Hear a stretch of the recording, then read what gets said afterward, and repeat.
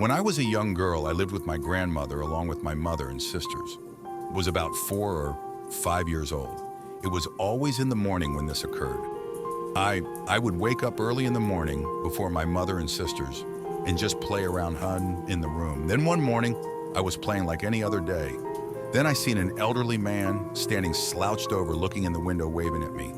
Then I would wake my mom up and tell her, and she would say there's no one out there. So I went on with my day.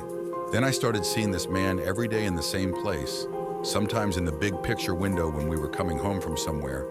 Then one day I seen him sitting in the movie room my grandmother had set up at the time.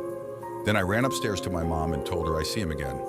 So she came down, and as usual, she didn't see him. Until one day she was doing laundry downstairs all by herself. Then she heard a scary whisper behind her back saying, "Get out." Then my mom stood still in shock and fear and yelled for my aunt. And after that, they believed me of what I was seeing. They said, "Explain how he looks to us." I said he has a headdress and dressed different from us. So the hauntings continued for years until we moved out. My grandmother decided to move out too, and many years later there was an Indian burial ground found under my grandmother's house. And all these years later I found out I was seeing a chief of an Indian reserve. They dug his grave up and he had a proper burial, and he was never seen again. Once in a little village not that far from here, there was a problem. Animals had started dying off one by one. In the morning, their owners would see them lying outside with 10 holes in their chest. The people thought it was the work of their neighboring town. Then one night, a man by the name of Fred was closing his store for the night. It was very late, and he was anxious to get home to his family. He shut off all the lights, then closed the door with a satisfying click. As he turned around to go to his car, he saw a dark shape in the distance. He stood still, trying to make out what it was. As it got closer, Fred turned to go. It was the last move he ever made. The next day, they found him with 10 holes in his chest. This made the town quite worried. They were scared of more people getting killed. So one night, two brave brothers, John and Jacob, went out to get rid of the problem. They each took knives and walkie-talkies.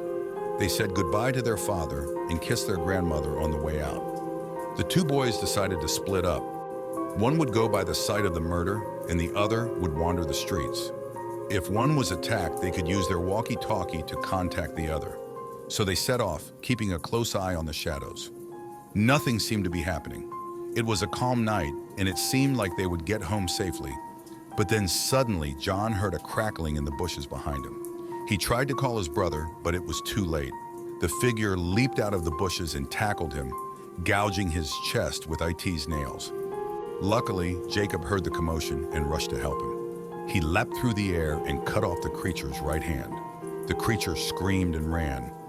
Jacob took John to the hospital, and they bandaged him home. The doctors called them heroes, and finally they got home at 6 that morning. Only their grandmother was up, so they said good morning, then went back to bed. Neither of them noticed she was missing her hand.